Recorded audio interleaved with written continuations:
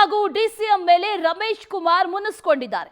ನಿನ್ನೆ ಸಂಧಾನ ಸಭೆ ನಡೆದಿತ್ತು. ಆ ಸಂಧಾನ ಸಭೆಯಿಂದಲೂ ಕೂಡ ಮಾಜಿ ಸ್ಪೀಕರ್ ರಮೇಶ್ ಕುಮಾರ್ ದೂರ ಉಳಿದಿದ್ದಾರೆ.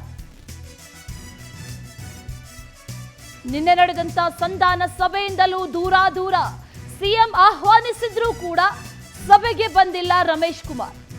ಮುನಿಯಪ್ಪ ವಿಚಾರದಲ್ಲಿ ಯಾವುದೇ ರೀತಿಯ ರಾಜಿಯೇ ಇಲ್ಲ ಅನ್ನುವಂತ ಸಂದೇಶವನ್ನ ಆ ಮೂಲಕ ರವಾನೆ ಮಾಡಿದ್ದಾರೆ. ಮುನಿಯಪ್ಪ ಫ್ಯಾಮಿಲಿಯ ವಿರುದ್ಧ ತೊಡೆತಟ್ಟಿ ನಿಂತಿದ್ದಾರೆ. ಈಗ ರೆಬೆಲ್ ನಾಯಕ, ರೆಬೆಲ್ ಟೀಮ್ ನೇತೃತ್ವವನ್ನ ವಹಿಸಿದ್ದಾರೆ ರಮೇಶ್ ಕುಮಾರ್. ಹಿನ್ನಡೆ ಆಗಿದೆ. ಸಭೆಯಿಂದಲೇ ರಮೇಶ್ ಕುಮಾರ್ಗೆ ಫೋನ್ ಮಾಡಿದ್ರು ಸಿಎಂ. ನಿಮ್ಮಿಷ್ಟ ಏನಾದ್ರೂ ಮಾಡ್ಕೊಳ್ಳಿ ಅಂತ ರಮೇಶ್ ಕುಮಾರ್ ಗರಂ ಆಗಿದ್ದಾರೆ. ಸಿಎಂ ಖುದ್ದಾಗಿ ಹೇಳಿದ್ರು ಕೂಡ ಕ್ಯಾರೆ ಅಂತ ಇಲ್ಲ.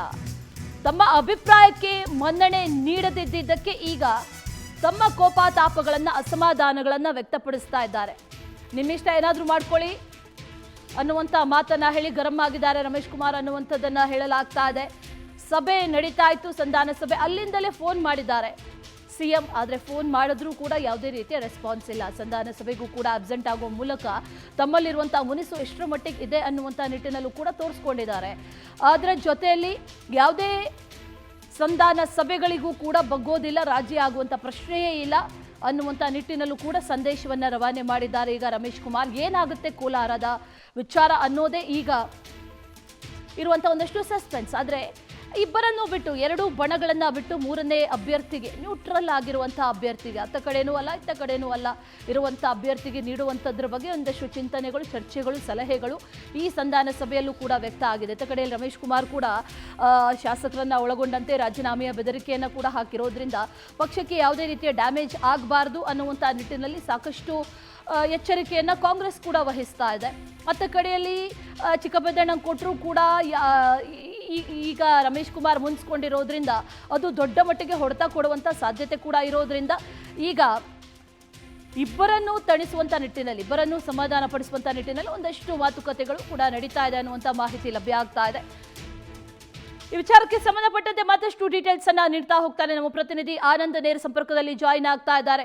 ಆನಂದ್, ಕೋಲಾರದ ವಿಚಾರ ನಿಜಕ್ಕೂ ಕೂಡ ಅಷ್ಟು ಸುಲಭವಾಗಿ ಬಗೆಹರಿಯುವಂತೆ ಕಾಣ್ತಾ ಇಲ್ಲ. ಯಾವೆಲ್ಲ ಸಂಧಾನ ಸೂತ್ರಗಳನ್ನ ಈಗ ಅನುಸರಿಸಿದ್ದಾರೆ ಅನ್ನುವಂಥ ಮಾತುಗಳು ಕೇಳಿ ಬರ್ತಾ ಇದೆ, ಅಥವಾ ಯಾವ ಅಭ್ಯರ್ಥಿಯ ಹೆಸರು ಈಗ ಫೈನಲ್ ಆಗಿದೆ, ಏನೇನು ಡೀಟೇಲ್ಸ್ ಇದೆ?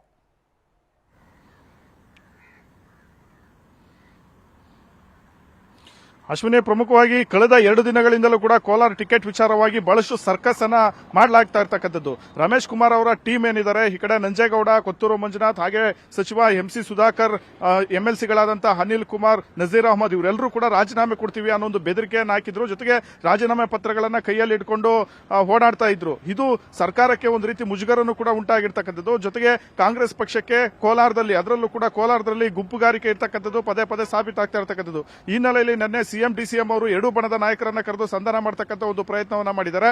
ಈ ವೇಳೆ ಸಿಎಂ ಸಿದ್ದರಾಮಯ್ಯನವರು ಕೂಡ ರಮೇಶ್ ಕುಮಾರ್ ಅವರ ಬಣಕ್ಕೆ ಖಡಕ್ಕೆ ವಾರ್ನಿಂಗ್ ಅನ್ನ ಕೊಟ್ಟಿರ್ತಕ್ಕಂಥದ್ದು. ಈ ರೀತಿ ಪಕ್ಷಕ್ಕೆ ಮುಜುಗರವನ್ನ ಮಾಡಿದ್ರೆ ನಾವು ಸಹಿಸೋದಿಲ್ಲ, ಯಾರಿಗೆ ಟಿಕೆಟ್ ಕೊಟ್ಟರು ಕೂಡ ತಾವು ಒಗ್ಗಟ್ಟಾಗಿ ಕೆಲಸ ಮಾಡಬೇಕು ಅನ್ನೋ ಸ್ಪಷ್ಟವಾದಂತಹ ಸಂದೇಶವನ್ನ ಕೊಟ್ಟಿದ್ದಾರೆ.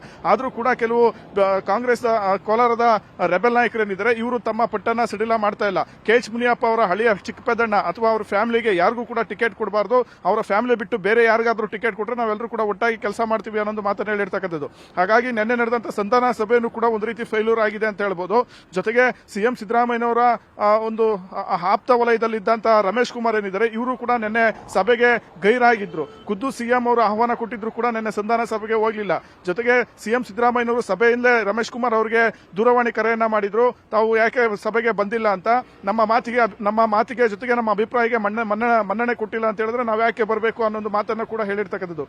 ಜೊತೆಗೆ ನಿಮ್ಮಿಷ್ಟ, ನೀವು ಯಾರು ಬೇಕಾದರೂ ಟಿಕೆಟ್ ಕೊಟ್ಕೊಳ್ಳಿ, ನಾನಂತೂ ಕೂಡ ಪ್ರಚಾರಕ್ಕೆ ಬರೋದಿಲ್ಲ ಅನ್ನೊಂದು ಸ್ಪಷ್ಟವಾದಂತಹ ಮಾತನ್ನ ರಮೇಶ್ ಕುಮಾರ್ ಅವರು ಹೇಳಿರ್ತಕ್ಕಂಥದ್ದು. ಈ ಹಿನ್ನೆಲೆಯಲ್ಲಿ ಕೋಲಾರ ಕಾಂಗ್ರೆಸ್ ಟಿಕೆಟ್ ವಿಚಾರವಾಗಿ ಜಟಾಪಟಿ ಇನ್ನೂ ಕೂಡ ಜೋರಾಗ್ತಾ ಇದೆ. ಹಾಗಾಗಿ ಎರಡೂ ಬಣಕ್ಕೆ ಕೋಕನ್ನ ಕೊಟ್ಟು ಅಚ್ಚರಿ ಅಭ್ಯರ್ಥಿಯನ್ನ ಕಣಕ್ಕಿಳಿಸ್ತಕ್ಕಂಥ ಒಂದು ಲೆಕ್ಕಾಚಾರವನ್ನ ಕಾಂಗ್ರೆಸ್ ನಾಯಕರು ಹಾಕೊಂಡಿರ್ತಕ್ಕಂಥದ್ದು. ಈ ಕಡೆ ಕೋಲಾರ ಭಾಗದ ಹಾಗೆ ಬೆಂಗಳೂರು ಸೆಂಟ್ರಲ್ ಜಿಲ್ಲಾಧ್ಯಕ್ಷ ಏನಿದ್ದಾರೆ ಇವ್ರಿಗೆ ಟಿಕೆಟ್ ಕೊಡ್ತಕ್ಕಂಥ ಒಂದು ಲೆಕ್ಕಾಚಾರವನ್ನ ಕಾಂಗ್ರೆಸ್ ನಾಯಕರು ಹಾಕೊಂಡಿರ್ತಕ್ಕಂಥದ್ದು. ಪ್ರಮುಖವಾಗಿ ಖರ್ಗೆ ಆಪ್ತ ಬಣದಲ್ಲಿ ಗುರ್ಸ್ಕೊಂಡಿರ್ತಕ್ಕಂಥ ಗೌತಮ್ ಕುಮಾರ್ ಅನ್ನೋರಿಗೆ ಟಿಕೆಟ್ ಕೊಡಬೇಕು ಅನ್ನೋ ಒಂದು ಲೆಕ್ಕಾಚಾರವನ್ನ ಕಾಂಗ್ರೆಸ್ ನಾಯಕರು ಹಾಕೊಂಡಿದ್ದಾರೆ. ಎಕ್ಸ್ ಮೇಯರ್ ಆಗಿರ್ತಕ್ಕಂಥ ವಿಜಯ್ ಕುಮಾರ್ ಅವರ ಪುತ್ರ ಈ ಗೌತಮ್ ಆಗಿರ್ತಕ್ಕಂಥದ್ದು. ಜೊತೆಗೆ ಕೋಲಾರ ಭಾಗದಲ್ಲಿ ಒಂದಷ್ಟು ಸಮುದಾಯದ ಮತಗಳನ್ನು ಕೂಡ ಇವರು ಹಿಡಿದಿಟ್ಕೊಳ್ತಕ್ಕಂಥ ಒಂದು ಸಾಮರ್ಥ್ಯ ಇರ್ತಕ್ಕಂಥವ್ರು. ಜೊತೆಗೆ ಕಾಂಗ್ರೆಸ್ ಹೈಕಮಾಂಡ್ ನ ಒಂದು ನೀಲಿಗಣ್ಣಿನ ಹುಡುಗನು ಅಂತಾನೆ ಹೇಳ್ಬೋದು. ಹೀಗಾಗಿ ಅಚ್ಚರಿ ಅಭ್ಯರ್ಥಿಗೆ ಟಿಕೆಟ್ ಕೊಡ್ತಕ್ಕಂಥ ಒಂದು ಲೆಕ್ಕಾಚಾರವನ್ನ ಕಾಂಗ್ರೆಸ್ ನಾಯಕರು ಹಾಕೊಂಡಿದ್ದಾರೆ. ಒಂದ್ ಕಡೆ ಕೆ.ಎಚ್. ಮುನಿಯಪ್ಪ ಅಳಿಯನ್ಗೆ ಟಿಕೆಟ್ ಕೊಟ್ರೆ ಕೋಲಾರದಲ್ಲಿ ಈ ರೆಬೆಲ್ ನಾಯಕರು ಯಾರು ಕೂಡ ಕೆಲಸ ಮಾಡಲ್ಲ, ಅಲ್ಲೂ ಕೂಡ ಹಿನ್ನಡೆ ಆಗ್ತಕ್ಕಂಥ ಭೀತಿ ಇದೆ. ಈ ಕಡೆ ರಮೇಶ್ ಕುಮಾರ್ ಅವರ ಆಪ್ತರಿಗೆ ಟಿಕೆಟ್ ಕೊಟ್ರೆ ಕೆ.ಎಚ್. ಮುನಿಯಪ್ಪ ಅವರ ಬಣ ರೆಬೆಲ್ ಆಗ್ತಾರೆ. ಹೀಗಾಗಿ ಕೋಲಾರ ಕೈ ತಪ್ಪತಕ್ಕಂಥ ಒಂದು ಸಾಧ್ಯತೆ ಇರತಕ್ಕಂಥ ಒಂದು ಹಿನ್ನೆಲೆಯಲ್ಲಿ ಎರಡೂ ಬಣದ ಮುಖಂಡರನ್ನ ಬಿಟ್ಟು ಬೇರೊಬ್ಬ ಅಚ್ಚರಿ ಅಭ್ಯರ್ಥಿಗೆ ಟಿಕೆಟ್ ಕೊಡ್ತಕ್ಕಂಥ ಒಂದು ಲೆಕ್ಕಾಚಾರವನ್ನು ಹಾಕೊಂಡಿದ್ದಾರೆ.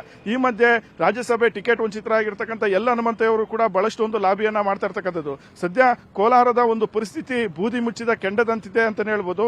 ಕೋಲಾರ ಟಿಕೆಟ್ಗಾಗಿ ಎರಡೂ ಬಣಗಳ ನಡುವೆ ಸಿಕ್ಕಾಪಟ್ಟೆ ಒಂದು ದಂಗಲ್ ಫೈಟ್ ಎಲ್ಲನೂ ಕೂಡ ನಡೀತಾ ಇದೆ. ಸಿಎಂ ಸಿದ್ದರಾಮಯ್ಯ, ಡಿ.ಕೆ. ಶಿವಕುಮಾರ್ ಬಹಳಷ್ಟು ಒಂದು ಸಂಧಾನ ಸಭೆಗೆ ಪ್ರಯತ್ನ ಪಟ್ಟರು ಕೂಡ ಸಾಧ್ಯವಾಗ್ತಾ ಇಲ್ಲ. ಹೀಗಾಗಿ ಅಂತಿಮವಾಗಿ ಕೋಲಾರ ಟಿಕೆಟ್ ಘೋಷಣೆ ವಿಚಾರವನ್ನ ಹೈಕಮಾಂಡ್ಗೆ ಬಿಡಲಾಗಿರ್ತಕ್ಕಂಥದ್ದು. ಹೈಕಮಾಂಡ್ ಇವತ್ತು ಸಂಜೆ ಒಳಗಡೆ ಟಿಕೆಟ್ ಘೋಷಣೆ ಮಾಡತಕ್ಕಂಥ ಸಾಧ್ಯತೆನೂ ಕೂಡ ಇದೆ. Ashwini. Okay Anand, thank you ನಿಮ್ಮೆಲ್ಲ ಡೀಟೇಲ್ಸ್.